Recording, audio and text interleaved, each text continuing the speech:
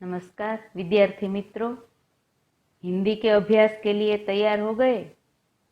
हमने काव्य 1, शब्दार्थ, भावार्थ आदि सब सीख लिया। अभ्यास 1, अभ्यास का प्रश्न आपने अभ्यास पूरा पक्की कापी में लिख लिया, प्रश्न 2 से 5 तक। अब स्वाध्याय का प्रश्न पहला मैंने आज लिख कर दिया है, पीडीएफ में भेजा है। प्रश्न 1 के 4 प्रश्न और उसके उत्तर आपको लिखने हैं। प्रश्न 2, 3, 4 और 5 अपने आप लिखने हैं। कैसे लिखने हैं यह मैं समझाती हूँ और अपने आप स्वयं लिखने हैं।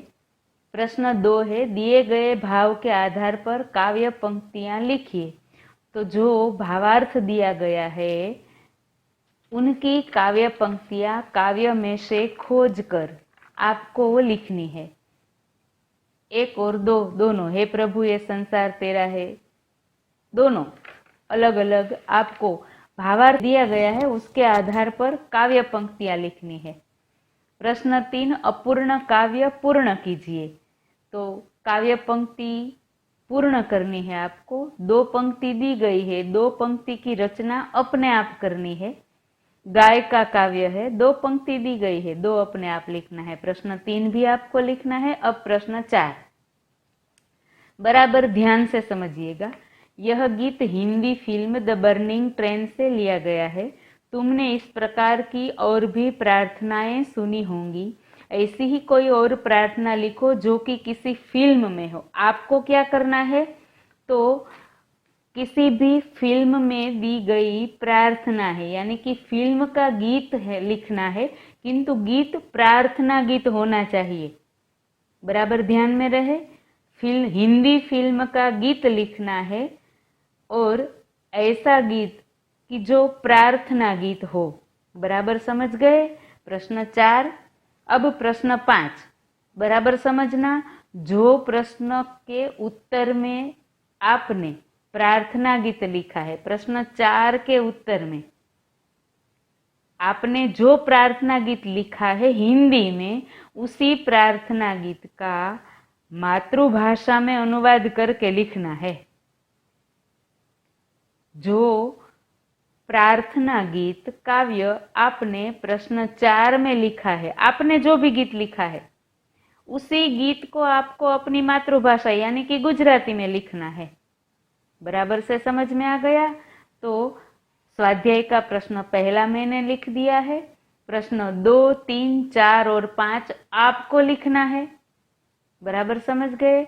अब 5 प्रश्न पूरा होने के बाद मैंने व्याकरण लिखा है, वह भी फोटोज भेजती हूँ। व्याकरण में समानार्थी और विरोधी शब्द लिखे गए हैं, उसको लिखना है।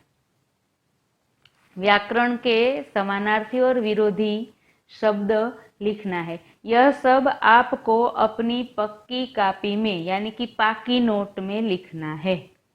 बराबर है। अभ्यास लिख लिया। अब स्वाध्याय पूरा, और स्वाध्याय पूरा होने के बाद स्वाध्याय के प्रश्न 5 लिख लेने के बाद व्याकरण सब पाकी नोट में पक्की कापी में लिखना है।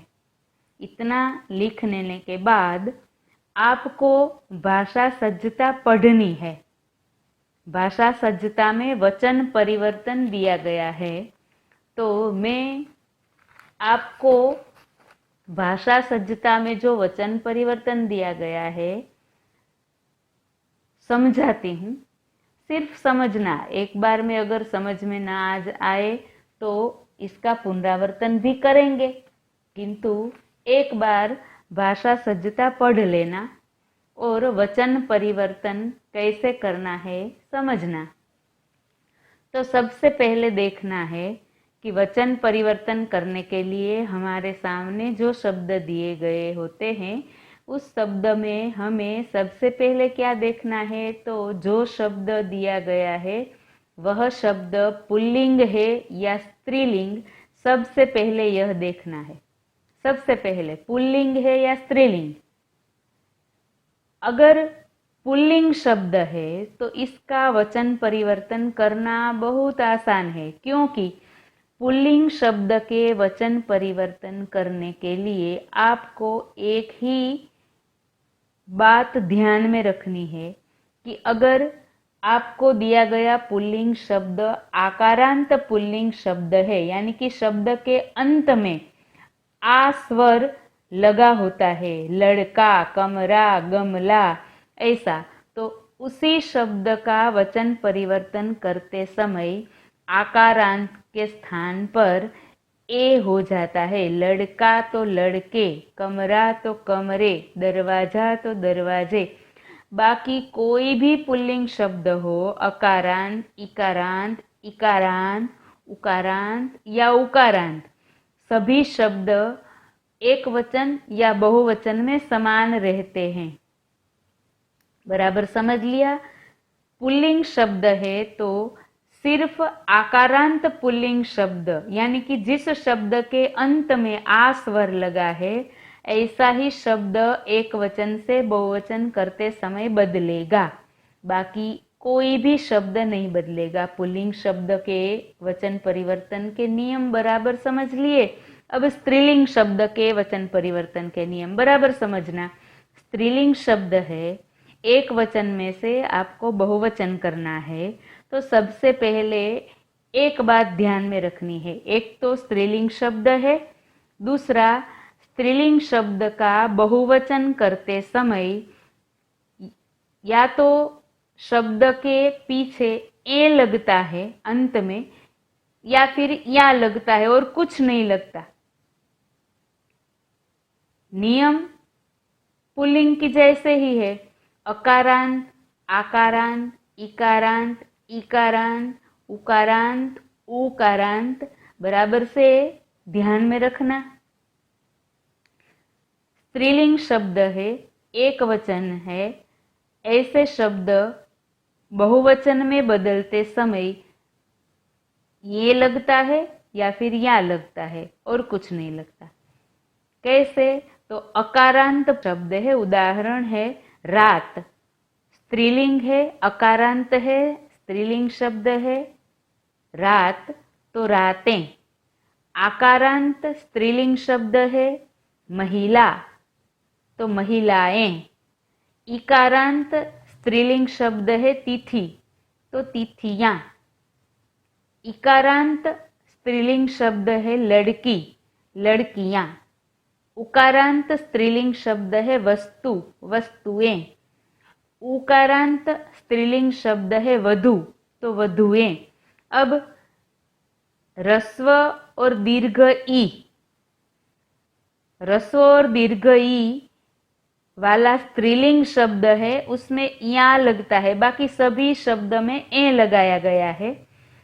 और एक बात, दीर्घ ई और दीर्घ उ जब एक वचन में है तो दीर्घ ई है, जैसे कि लड़की, उसका बहुवचन हुआ तो लड़कियां, दीर्घ ई का ह्रस्व ई हो जाता है और फिर या लगता है। उसी प्रकार दीर्घ उ वधु, उसका बहुवचन हुआ वधुएं, तो वधु दीर्घ उ है, उसका बहुवचन करते समय दीर्घ का ह्रस्व होता है और फिर बाद में ए लगाया जाता है, वधुएं। बराबर, इतना समझ में आ गया। अब कोई शब्द ऐसा है कि जिसमें अंत में या दिया गया है, जैसे कि चूहिया, चिड़िया, डिबिया, बंदरिया आदि शब्द है, तो या तो अंत में दिया गया ही है, यानी कि या वाला ही शब्द है। तो इसका बहुवचन करते समय क्या करना है? तो सिर्फ या के ऊपर अर्धचंद्राकार बिंदी ही करनी है और कुछ नहीं करना। बराबर है। अब कुछ अपवाद रूप शब्द हैं, बराबर से समझना। कोई वर्ग, दल या समूह का बोध कराने के लिए जो शब्द है, ऐसे शब्दों का बहुवचन करते समय उस शब्द के पीछे जन, गण, वृंद या वर्ग जैसे शब्द जोड़ दिए जाते हैं, जैसे कि प्रजा, प्रजाजन, गुरु, गुरुजन, छात्र, छात्रगण, पाठक, पाठकगण, श्रोता, श्रोतागण, कवि, कविगण, लेखक, लेखक वृंद, अध्यापक, अध्यापक वृंद, मजदूर, मजदूर वर्ग, शिक्षक, शिक्षक वर्ग आदि। एक बार पाठ्य पुस्तक में पढ़ना, सोचना, समझना, मैंने समझाया है वह भी समझना, मैंने जो अलग से एक पन्ना दिया है वह भी आप अपनी पक्की कॉपी में लिखना, पर अभी नहीं, बाद में।